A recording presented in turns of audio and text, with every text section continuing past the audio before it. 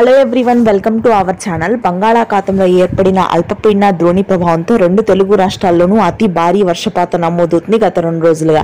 అయితే ఆగస్టు 13 నుంచి 17 వరకు ఈ వర్షాలు మరింతగా పెరుగుతాయని, పలు ప్రాంతాలు నీట మునిగే అవకాశం ఉందని హైదరాబాద్, అమరావతి వాతావరణ కేంద్రం వెల్లడించింది.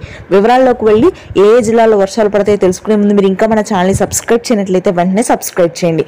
ప్రస్తుతానికి తెలంగాణ వ్యాప్తంగా దాదాపు 1-2 జిల్లాలు మినహాయించి అన్ని భాగాల్లోనూ భారీ నుంచి అతి భారీ వర్షపాతం నమోదవుతుంది. జగిత్యాల, పెద్దపల్లి, కరీంనగర్, హన్మకొండ, జనగామ, మహబూబాబాద్, సూర్యాపేట, నల్గొండ, ములుగు, జయశంకర్ భూపాల్పల్లి, మంచిర్యాల, ఆదిలాబాద్, ఆసిఫాబాద్, నిర్మల్ భాగాల్లో అతి భారీ వర్షాలు, పలు చోట్ల వరదలు వచ్చే అవకాశం కూడా ఉంది.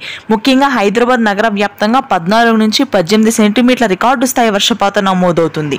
ఇక కోస్తా భాగాల్లో కూడా ఇదే పరిస్థితి కొనసాగుతుంది. శ్రీకాకుళం, విజయనగరం, విశాఖపట్నం ప్రాంతాల్లో తేలికపాటి నుంచి మోస్తరు వర్షాలు, గుంటూరు, కృష్ణా, తూర్పుగోదావరి, పశ్చిమ గోదావరి, ప్రకాశం, నెల్లూరు జిల్లాల్లో అతి భారీ వర్షాలు నమోదవుతాయి. ఇక ఆ తర్వాత రాయలసీమ వ్యాప్తంగా రాత్రి నుంచి ఎడతెరిపి లేకుండా వర్షపాతం నమోదవుతుంది.